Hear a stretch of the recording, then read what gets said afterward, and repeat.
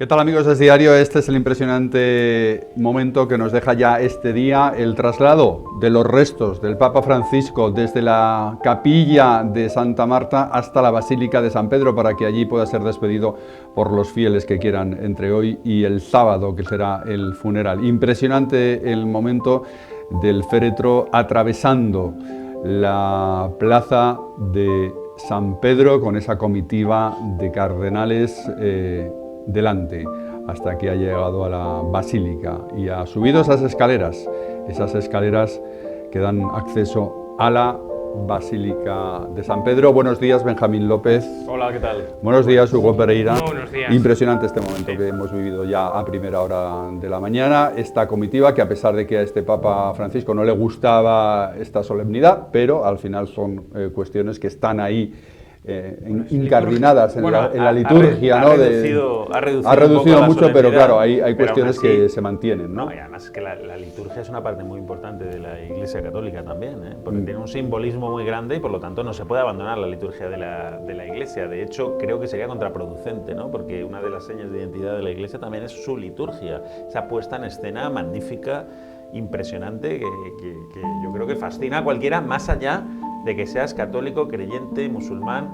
Tú ves estas imágenes y necesariamente te quedas prendado mirándola por la grandiosidad, por la pompa que tienen, por esa liturgia magnífica de la Iglesia. Fíjate, en la Catedral de San Pedro del Vaticano, es que es brutal. 2000 años de historia en los que se ha ido fraguando una liturgia que prácticamente es inamovible. Y que fascina, como digo. Fraguando y manteniéndose efectivamente, ¿no? Porque al final la liturgia yo creo que está cargada de simbolismo, como decía al principio Benjamín López, y eso es importante, ¿no? Es decir, también conservar el simbolismo en la Iglesia y en las ceremonias religiosas, ¿no? Pero también hay que destacar que este Papa efectivamente redujo el tiempo de las exequias, de hecho lo modificó él mismo, ¿no?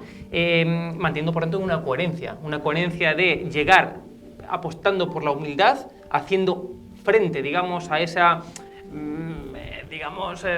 a esa riqueza o ese poderío que en muchas ocasiones en la Iglesia se muestra. Pues no, él quiso apostar por todo lo contrario, por convertir a la Iglesia en humilde, por convertir, por tanto, a la Iglesia en servidores de los pobres, de los más vulnerables, y manteniendo, por tanto, esa coherencia del Papa, estamos viendo un funeral pues muy reducido en el tiempo, es decir, unas exequias muy reducidas. Por ejemplo, no está expuesto en el catafalco, está directamente en el interior del ataúd, de madera y zinc, un ataúd muy simple, un ataúd para nada con tanto ni ornamento, ni un ataúd para nada en absoluto ostentoso, ¿no? Todo lo contrario. Con lo cual, yo creo que el titular es que el Papa Francisco mantuvo esa coherencia durante sus 13 años de pontificado, esa coherencia de apostar por la humildad, de apostar por los más vulnerables y, por tanto, de también convertir ese simbolismo de la Iglesia en que represente y que refleje pues lo que es la Iglesia, ¿no? Claro. Y es una institución al final que apuesta por los más pobres, por los más vulnerables, y en fin, yo creo que es lo que estamos viendo, ¿no? La constatación de la coherencia. Cada papa es un hombre, claro. Y tiene también sus preferencias, sus gustos. Antes hablábamos fuera de cámara, ¿no? De cómo cada papa pone pues el énfasis en una parte de la doctrina de la Iglesia sin abandonar el resto, y todos más o menos tienen el mismo mensaje, evidentemente, sí, pero cada uno pone el acento donde quiere, ¿no? Y lo digo porque, claro, tú fíjate, iba a contar una anécdota a raíz de de estas imágenes que estamos viendo. Juan XXIII, por ejemplo, cuando murió, estaba obsesionado, y así lo dejó escrito, ¿no? Estaba obsesionado con el embalsamamiento, ¿no? Ajá. Porque había sucedido que con el Papa anterior, a Juan Pío XXIII, Pío XII fue expuesto, como todos los papas, ¿no? Sí. Con el féretro descubierto, y además se tiran días con el féretro descubierto. Tienen que ser embalsamados, por lo tanto, y muy bien embalsamados. Claro. Y Pío XII no fue bien embalsamado. Claro. De tal forma que tuvieron que fue bastante en una bolsa de plástico, porque no estaba bien embalsamado, y claro, 2 días, 3 días, un cadáver pues empieza a descomponerse si no está bien embalsamado. Y Juan XXIII estaba obsesionado con el embalsamamiento. Con que no volviera a pasar eso. Y contrató el Vaticano al mejor embalsamador que había en el mundo para que le embalsamaran, y pudiera ser exhibido su cadáver sin digamos, esos inconvenientes que se produjeron con Pío XII, ¿no? Por eso digo que cada papa, esta anécdota me da pie a contar que cada papa tiene al final sus preferencias y las deja escritas. Este papa, dentro de que él ha apostado siempre por la pobreza, por el primer papa la humildad, la santidad. sencillez. El primer papa jesuita, Sí, pero eso no eligió el nombre por un jesuita, sino por San Francisco de Asís. San Francisco de Asís, que es un poco el símbolo, el santo de los pobres, ¿no? Sí, por sí. llamarlo así, por simplificar. Y este papa Sí. pues, bueno, ha querido que todo sea muy austero dentro de esta pompa que tiene la Iglesia, que es absolutamente inevitable y te diría que necesaria, necesaria porque hay que mantener unas señas de identidad. Bueno, pues esa es la imagen del día, ese traslado impresionante. Novedades en el Vaticano. Ya tenemos al Papa Francisco ahí, en el sitio donde la gente puede ir a despedirse de él. Los fieles que estén por allí, que lo deseen, bueno, pues ya han visto la procesión impresionante por la Plaza de San Pedro con el féretro. El féretro ya está fijo en el altar de San Pedro de la Basílica y allí ya, Benjamín, ya están los fieles, bueno, pues pasando en la fila, en la cola, pues para darle el último adiós al Papa. Sí, sí, la verdad, imagen impresionante, ¿no? Que se produce una y otra vez y casi de forma muy similar cuando muere un papa y que, como decíamos antes, es que lleva repitiéndose que, pues, casi 2000 años, ¿no? Esta imagen cada vez que fallece. Recordamos a Juan Pablo II, que fue hace 20 años, recordamos a Benedicto XVI, que fue hace 3 años, creo. A Juan Pablo I. Juan Pablo I, sí, murió, duró un mes, Juan claro, Pablo I. murió unos días antes de ser nombrado. O sea, que murió, quiero decir, unos días después de ser nombrado, muy poco después, un mes, escasamente. Yo hasta ahí me alcanza la memoria, hasta Juan Carlos Hasta Juan Pablo I un poquito. Juan XXIII, ¿no? Pablo VI.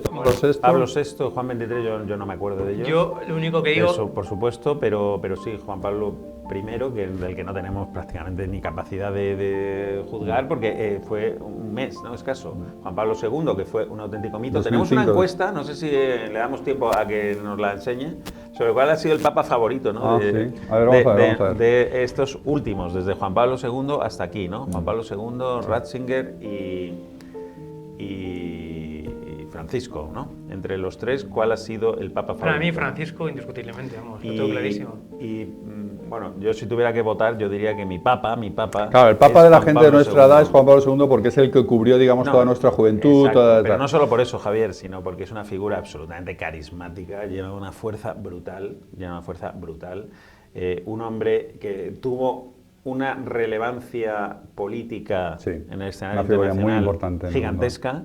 El hombre que hizo caer el comunismo en el mundo, es que fue así, es que es literal, dices, que exagerado, no, de exageración ninguna. Un hombre que padeció el comunismo en sus propias carnes en Polonia, sometido al yugo del comunismo, sabía que era eso y prácticamente su pontificado, que además fue un pontificado muy moderno y revolucionario, porque fue el primer papa que salió del Vaticano. Los papas se quedaban allí en el Vaticano, los nombraban y se quedaban allí, prácticamente no salían de allí salvo contadas excepciones. Este papa viajó por el mundo, llevó el evangelio a todas partes del mundo, un papa que movió multitudes. Con diferencia, ¿eh? Juan Pablo II, 87%, Benedicto XVI, 7 y 6, Francisco, ¿eh? Con diferencia es el más querido, Juan Pablo II, por los amigos de diario. Es que es una figura, desde luego, no sé por qué está en contra del Papa Francisco, es decir, en contra no, del aborto. No, han dicho que la preferencia, ha expresado vale, su preferencia. ¿Cuál es el que lo ha hecho mejor y pasará a la historia por más méritos? Pues la gente. Bien, realmente Juan Pablo II es un papa muy importante por la cantidad de años que estuvo y por todo lo que supuso al frente del Vaticano. Súper importante Juan Pablo II, es muy importante. Ahora, Francisco también es verdad que ha marcado un estilo que era muy, en fin, muy carismático, hombre. O sea, es decir, yo creo que en términos de carisma, Juan Pablo II y Papa Francisco, yo creo que están básicamente a la par, ¿eh? Es decir, era muy carismático el Papa Francisco también. Y Benedicto XVI, pues dicen los que le conocen que era un intelectual. ¿Un teólogo? Sí, un intelectual, un teólogo. Pero más soso. Bueno, alemán. Soso del todo, macho. Pero realmente, desde el punto de vista teológico, dicen que hizo una labor también impresionante, sí. ¿No? Más difícil de valorar, supongo, en la calle. Y sus encíclicas, evidentemente, eran, vamos, es todo un aprendizaje teológico, desde luego. Desde luego, fíjate, esto es verdad, yo creo que los cardenales buscan en cada momento el papa que necesita la Iglesia en ese momento, ¿no? Y que cada uno hace su labor en ese momento. O lo que necesitan ellos también. ¿Qué tal, familia de Es Diario? Necesitamos tu ayuda y tu compromiso para que podamos informar en total libertad, sin ataduras de nadie, controlando al poder y defendiendo nuestras convicciones pese a quien pese, porque eso sí que es periodismo de verdad. Hazte miembro del canal con ventajas exclusivas en 3 niveles. Es muy sencillo. Tienes que clicar en el botón Unirme, al lado de Suscribirme, y elegir uno de los 3 niveles de compromiso con Es Diario TV. Nivel 1, Noveles, con vídeos exclusivos para responder a tus preguntas y comentarios. Nivel 2, Cadetes, eventos en directo para responder en tiempo real a tus preguntas. O nivel 3, Líderes, un encuentro periódico con el equipo de Es Diario y entradas en el programa Las opiniones del suscriptor, que se emite en Es Diario TV. Una vez elegido el nivel de compromiso que deseas, selecciona el método de pago y disfruta de las ventajas que te otorga ser parte de la familia de Es Diario. Necesitamos tu ayuda. Muchas gracias.